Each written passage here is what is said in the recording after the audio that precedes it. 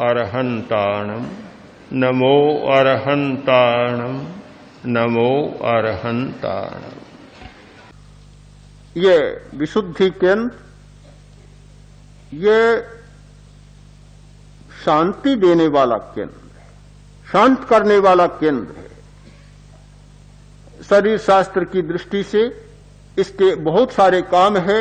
इस थायराइड के, थायराइड ग्रंथि ठीक काम करती है तो जीवन की सारी गाड़ी ठीक चलती है, और इस ग्रंथि में कोई विकृति होती है तो बहुत सारी गड़बड़ें हो जाती है। बहुत महत्वपूर्ण है हमारी ग्रंथि, छोटा होना, बड़ा होना, तापमान का नियंत्रण होना आदि आदि बहुत सारी इसकी क्रियाएं चलती है। किंतु साधना की दृष्टि से भी बहुत महत्वपूर्ण है कंठमणि का। इसे पीयूष ग्रंथि कहा जाता है। पीयूष ग्रंथि अमृत का स्राव होता है।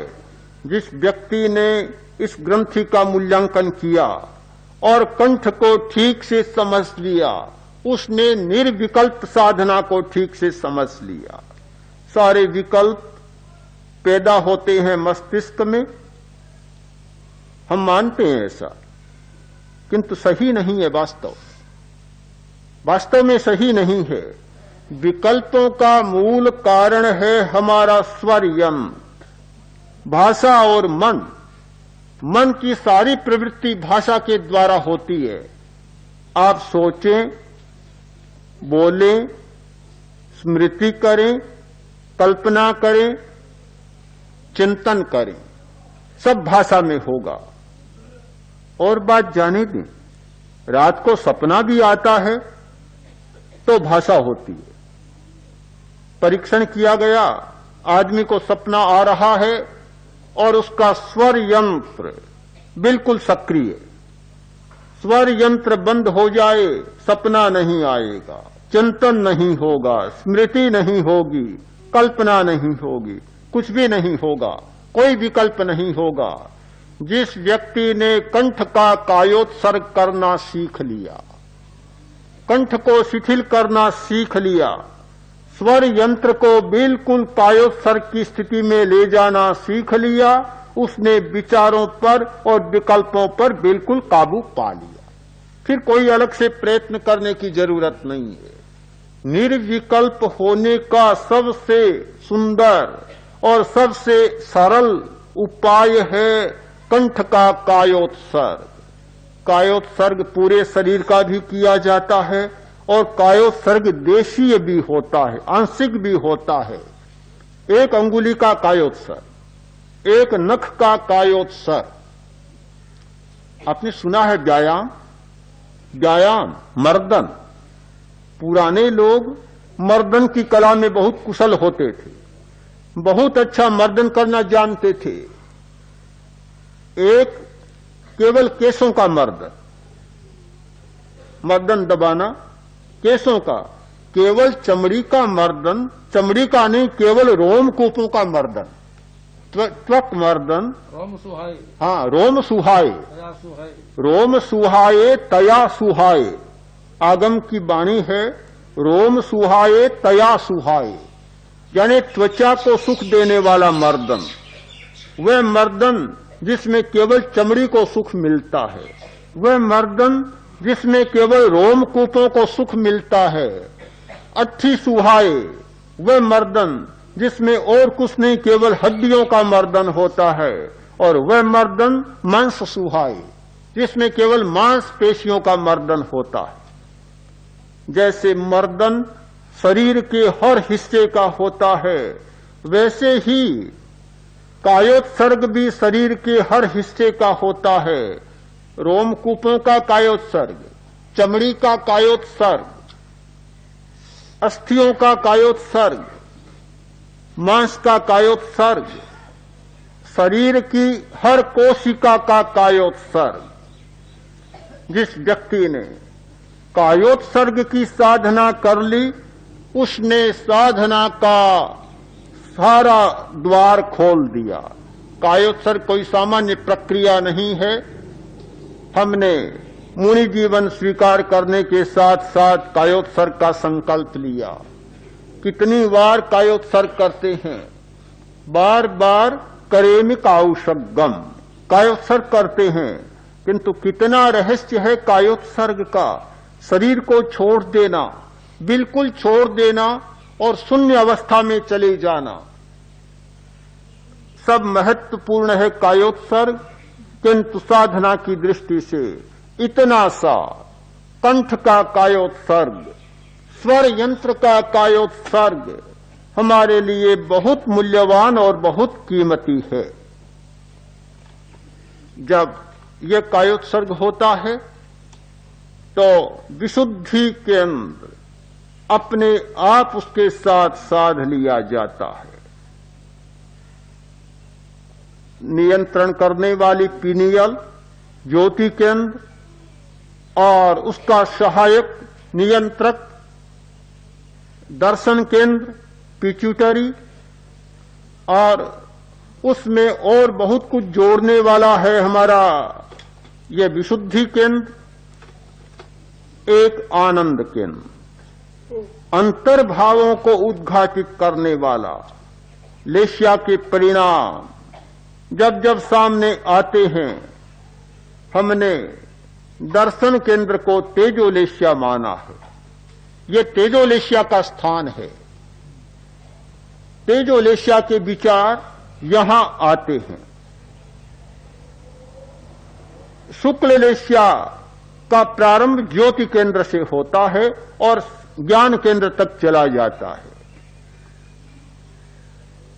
आनंद केंद्र में लेस्या के द्वार सबसे पहले खुलते हैं। एक प्रश्न रहा अध्यात्म के साधकों के सामने, आत्मा, सूक्ष्म शरीर और स्थूल शरीर, उनका संगम बिंदु कौन सा है? संगम कहां होता है? कहीं तो संगम होना चाहिए कि जहां वे परस्पर मिलते हैं। तो 2-3 स्थान खोजे गए संगम बिंदु के।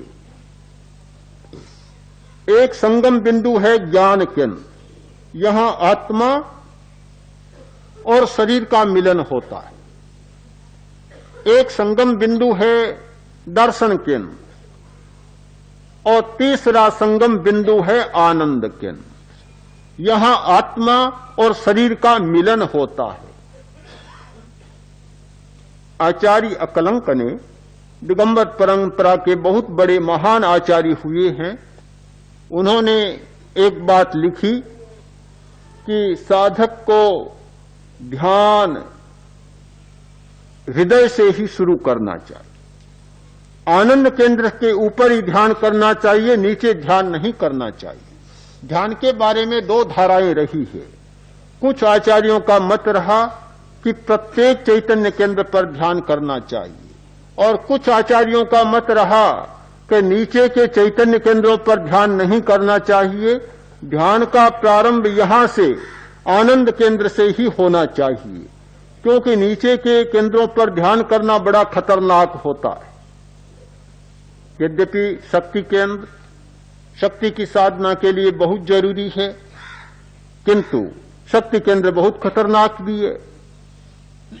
स्वास्थ्य केंद्र, जिसे स्वाधिष्ठान कहा जाता है, बहुत उपयोगी भी है और बहुत खतरनाक भी है।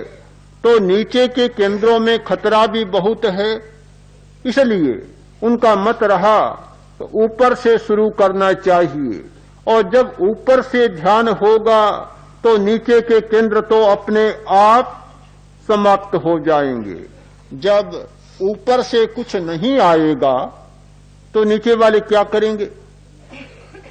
नीचे वाले का तो कोई काम नहीं है, वे तो बेचारे कर्मचारी हैं।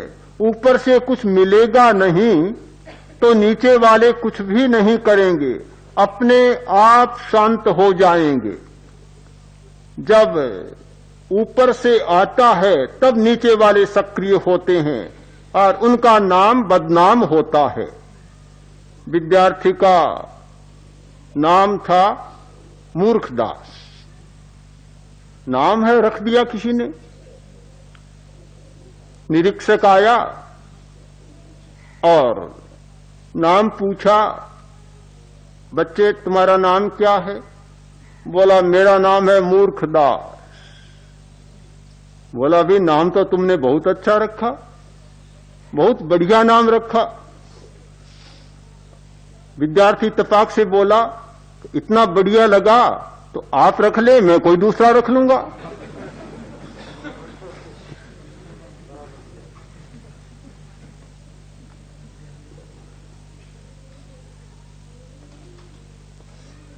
कुछ भी जो रखा जाता है, थोपा जाता है, ऊपर से आता है, बेचारा क्या करे।